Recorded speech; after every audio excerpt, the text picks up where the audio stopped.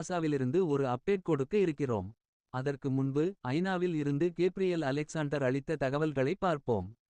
ஐநா தலைமைச் செயலாளர் கடுமையான வார்த்தைகளில் பேசினார். அதோடு இஸ்ரேலும் அமெரிக்காவும் சேர்ந்து உருவாக்கியுள்ள காசா ஹியூமனிடேரியன் ஃபவுண்டேஷன் என்ற திட்டத்தில் ஐநா பங்கேற்காது என்றும் அவர் தெரிவித்தார். அந்த திட்டம் ஐநாவின் பதவி மற்றும் ஒழுக்கத் துறைகள் மீறி தனியார் நிறுவனங்களிடம் உதவிகளை ஒப்படைக்க முயலுகிறது. சார்பற்ற தன்மை, தன்னாட்சி, நடுநிலை என்பவை மனிதாபிமான வேலைகளில் அடிப்படையிலான நெறிமுறைகள்.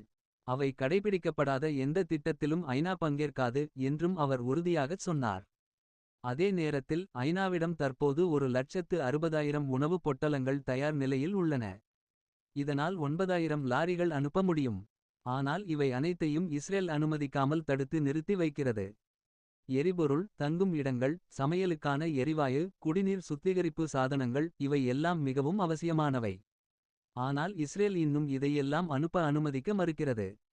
இறுதியாக ஐநா செயலாளர் மீண்டும் நினைவூட்டுகிறார்.